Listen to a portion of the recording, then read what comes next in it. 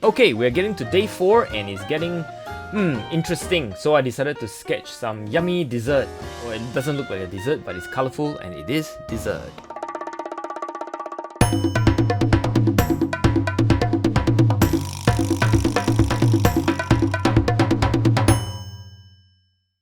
We will be sketching this interesting looking dessert. It was kind of like sweet potato kind of thing. Anyway, it was yummy and it was nicely decorated by the chef.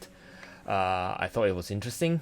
And anyway, if you look at it, you know that it's colorful as well. So my plan is to have a purplish, well, it's red, but I'm going to make it purple with lots of yellow thrown in. At least that's the color scheme I am going to go for. So after sketching with my favorite Palomino Blackwing, I am going in to do my usual stunt with shadow first. This shadow is basically a combination of a bit of blue, a bit of red, a bit of green.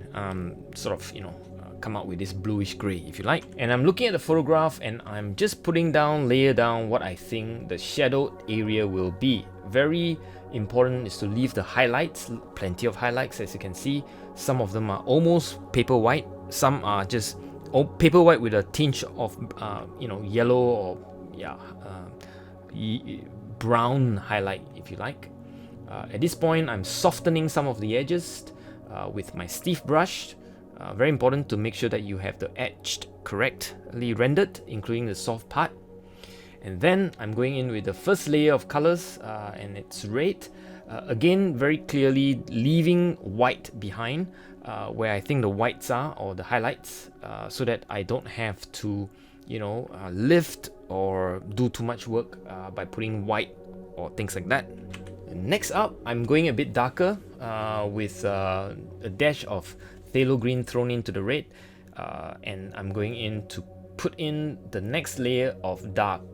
You can see in the two bowls where the darks are, including the underside of the bowl, where it's quite clearly visible where it's shaded. Again, I'm leaving a lot of white, a lot of paper white if you like, and so it is kind of interesting, the shape it's turning up.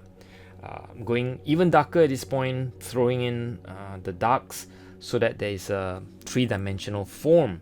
As you know, form is created by the gradient of values, and as you go from paper white, mid-tone, dark, and the darkest dark, it will form some kind of a three-dimension form. Not to mention also that the overlapping shape, the two bowls, is also making it three-dimension. That's shape overlap, right? It's also one of the little tricks I've taught in some of my earlier videos. Now going back after it's a little bit drier to soften up more shape, and the edges as well, the boundaries are then soften as well.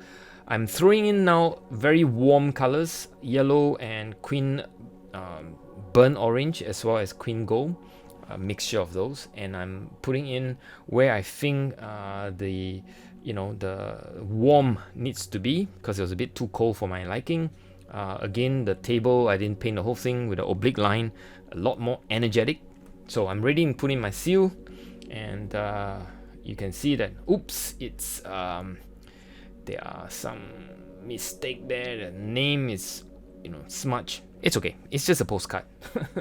Not perfect. Nobody's perfect, right? Not even Simone Biles. If you're watching the Olympics at the moment, we should just recognize we're all human at the end. So finally, I'm going in with a bit more darks, the darkest of the dark, a bit of a green to put in where I think the dark green with red will just make it even sort of darker.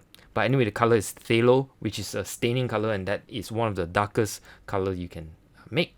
So that's it. That's a sketch. I hope you enjoyed that, and stay safe wherever you are. Whee Teck out. Bye.